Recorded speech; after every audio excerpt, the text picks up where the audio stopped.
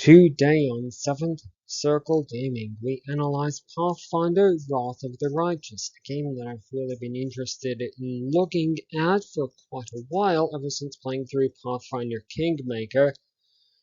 And we'll get started here with the usual full disclosure, yada yada yada, pause the video, let's move on to the screenshots. Now, the first one that we're going to share with you is just illustrative of what the game world looks like. It also is meant to share a little bit about what the user interface looks like. We did want to share a combat screen that really doesn't differ all that much from Kingmaker, so players that have familiarity with the combat in Kingmaker will have no difficulty with Wrath of the Righteous.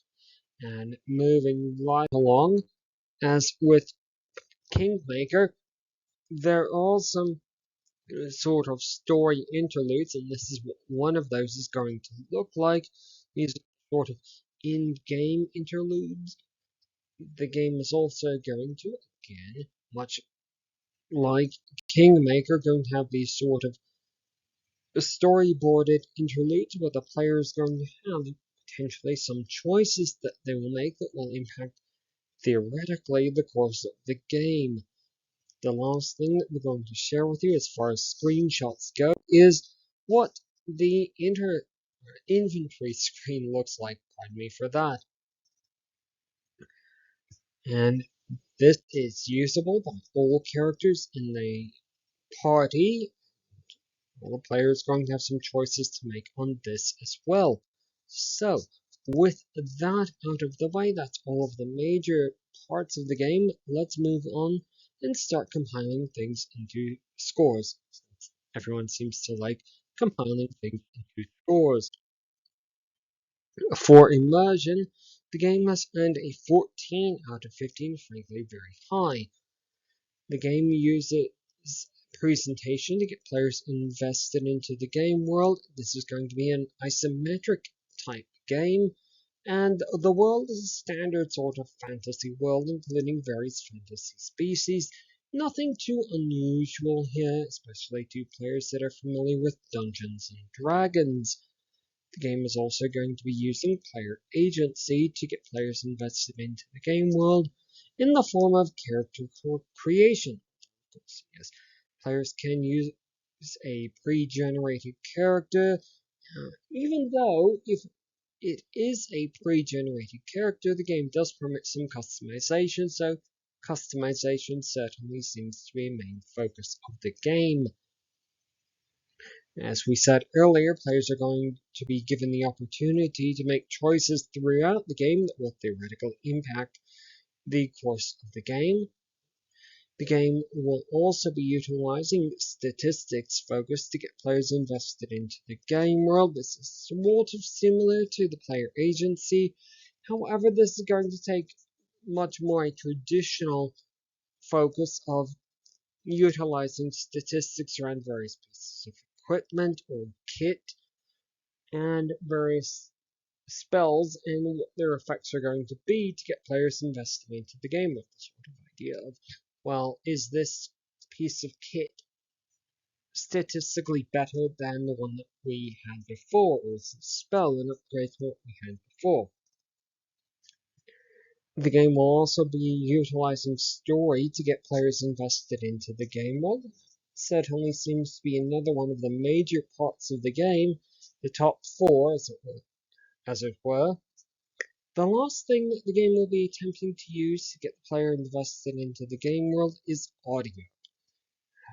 The game does have appropriate audio, although not every event in the game world is voiced or has an appropriate sound attached to it. Certainly as the player progresses through the game, if they go faster through the game, you'll notice less than if they progress slowly. So the game has earned a 14 out of 15 for immersion, and with that we'll move on to difficulty. Here the game has earned an 11 out of 15. The game has multiple options for difficulty. Players that are familiar with the first game in the Owlcat Games Pathfinder series may be well advised to select a lower difficulty than they would typically do for games of this type. However, on the other hand, the key commands are fairly simple and typical for games of this genre or the strategy game genre, so that's a positive in favor of the game. The game could be considered unforgiving on higher difficulty, again, somewhat similar to other games from Owlcat Games. Not that we wish to disparage them in any way, but it was an item of interest about the first game. Now, players would want to be careful about what difficulty level they selected. However, the game is very reasonable with a keyboard and mouse or gamepad after a slight period of adjustment, so for that reason the game is earning an 11 out of 15. And now then, let's move on to Lasting Appeal. In Lasting Appeal, the game has earned a 10 out of 15. While it does not have mod support, it does have substantial downloadable content available for it. The game could be described as slow to start, although the initial quest is fairly linear and gives the player a good impression of how the game is going to progress. It then sort of explodes, for want of a better phrase, into a very non-linear world that gives the player a sort of initial, what am I meant to be doing? What is my quest sensation? It is possible to play through the game, however, on multiple difficulty levels with different combinations of difficulties, or the player could choose to attempt to min-max, as the expression is, their character, or play through it with a specific combination of characters in the party, or make a custom character.